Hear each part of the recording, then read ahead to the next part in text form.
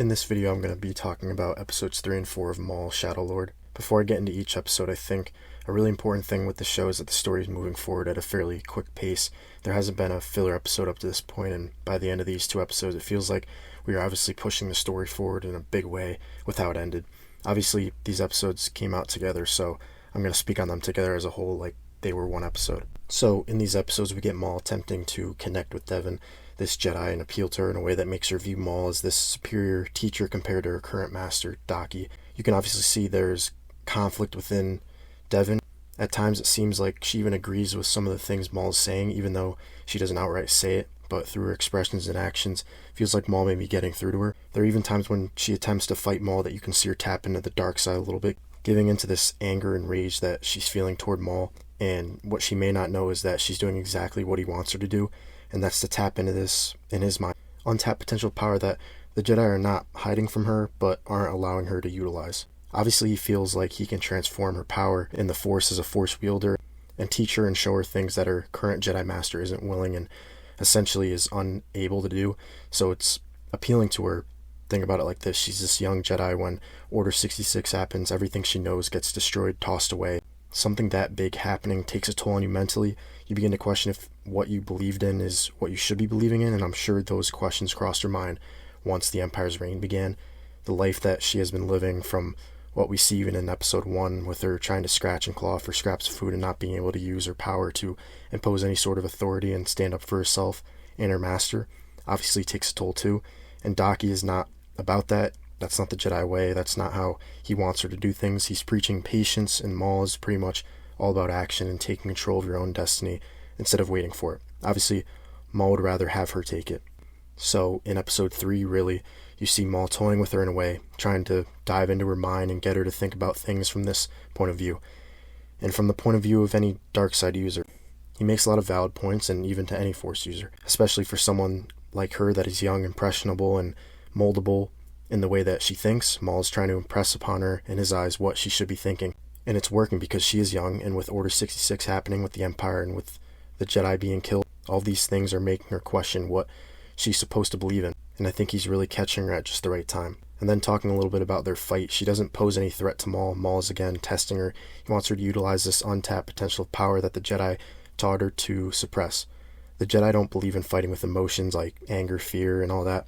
They want you to suppress those emotions, control them, and Maul is telling her not to do that. Don't suppress them, give in to your emotions, use them to better yourself in his eyes, and that's the point of him with this fight. And I said this before about the first 2 episodes, but the animation is really good, the fighting is really good. They did a really good job with this, and obviously that was super cool, not only because of the way the fight looked, but also because of the stakes of that fight and what it meant for Maul and for Devon. He's obviously making an impression on her, and I think he's a step closer to her eventually saying, I like the way Maul thinks, I think he's right.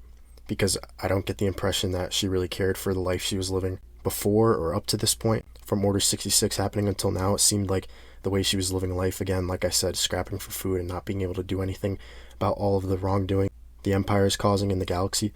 I don't think that was doing anything for her, and I think the idea that Maul's presenting in terms of trying to take down the Empire intrigues her because of all the emotions from Order 66.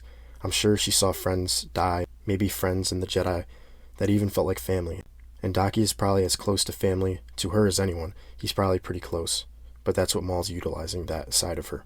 Now, as these episodes go along, Maul is orchestrating the events that happen, and the events kind of related to Brander Lawson and all these crime syndicates. He's orchestrating his plan, and it's working beautifully. He takes over the Pikes, and again, another really cool action scene. The way they kind of made it look like Maul was attacking them, and then Maul shows up. You can kind of tell it wasn't Maul just by the way he was moving, but having that happen, and then the Pikes realizing that that wasn't actually Maul, and then Maul coming in and kind of finishing the job, I thought that was well done.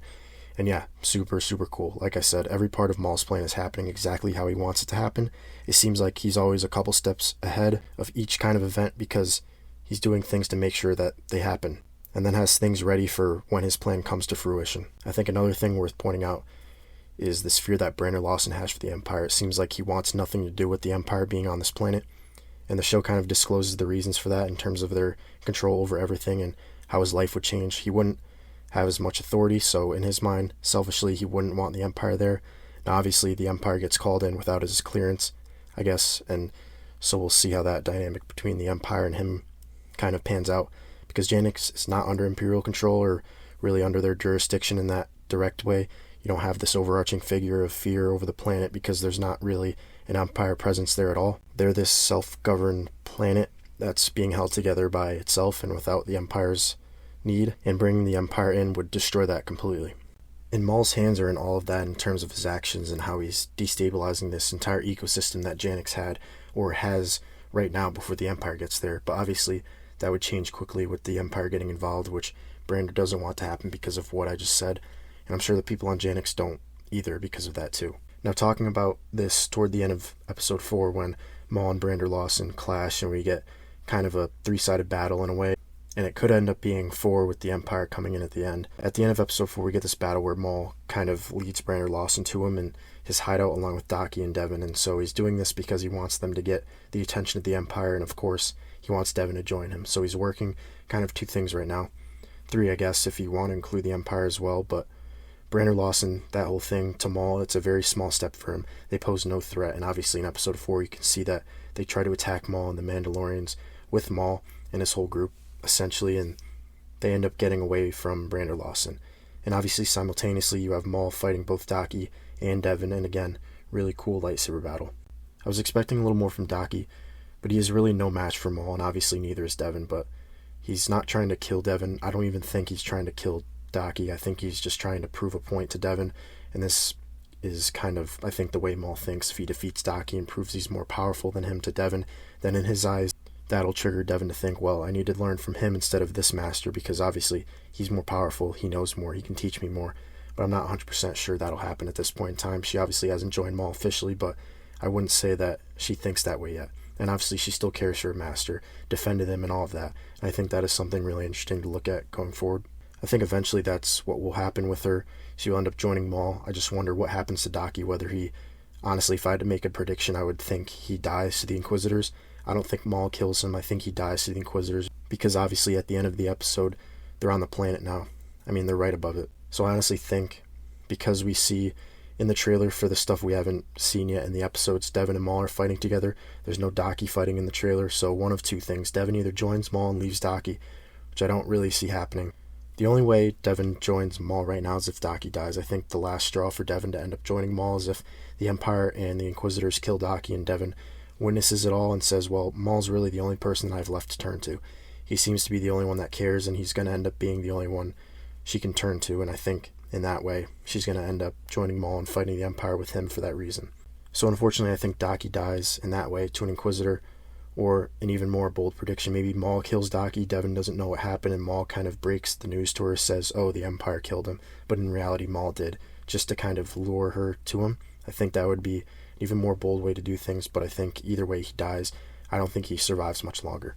The way these 2 episodes ended was very exciting. I think we're obviously going to see the Empire in these next 2 episodes, which obviously means Inquisitors, and I said this before in the first video, I think the most interesting thing about this show is where or how long or how far does Maul get in taking down the Empire, because obviously he doesn't do it. The Empire lives on after Maul dies in Rebels, but his plan is to take down Sidious and the Empire. How close does he get, and why doesn't he accomplish that goal? What happens? I think that's the most interesting thing. And another thing, I know I touched on this in the episode 1 and 2 review, but Maul is obviously motivated because of Sidious's betrayal. And I think it's less jealousy towards Vader and more so the betrayal and revenge he seeks on Sidious. That's kind of his main motivation, along with everything Sidious has done to him, from throwing him away essentially to killing his brother and stripping him of power that he sought out and felt like he earned. That's his main motivation for this. And like I said, I think this is interesting because he wants this so bad, and how far does he get? I think that's the most intriguing question. How far does he get to taking down the Empire, and why does he fail? And obviously you have the potential for Vader too. I don't think Vader shows up in the next 2 episodes, but I would think at least some of the Inquisitors do. Now, if I was going to rate these 2 episodes, rating them out of 10, 1 being the worst, 10 being the best, 5 being average, I would say episode 3 is a 6.1, so a little lower than episodes 1 and 2. And for episode 4, I would rate it a 6.8. I really like the lightsaber battles, and I think the ominous ending of this impending threat of the Empire coming in was cool to see. And kind of the culmination of a lot of different things coming together in episode 4, which was also cool. With the police force, Maul slowly gaining more power, Daki and Devon taking on Maul, and this slow and gradual fall for Devon, I wouldn't say into the dark side yet, but into Maul's grasp. His training grasp to become his apprentice eventually or something. And then obviously you have the Empire coming in. But yeah, these 2 episodes were pretty good. The show is pretty good so far, and I think it's only going to get better. So I'm excited for episodes 5 and 6. And if you're watching this, let me know what you think. Do you like this Maul show? What do you think is going to happen next? And another thing this makes me think about really quick. I said this in the other video about episodes 1 and 2, but if this was in live action, I think that would be even better. Again, not taking anything away from the animation, it's still really good. I just selfishly would love to see this in live action. I think that would be, like I said, super cool. But anyways, let me know what you think about all this, whether you like the show, dislike it for whatever reason, let me know. And yeah, looking forward to episodes 5 and 6. And that's it.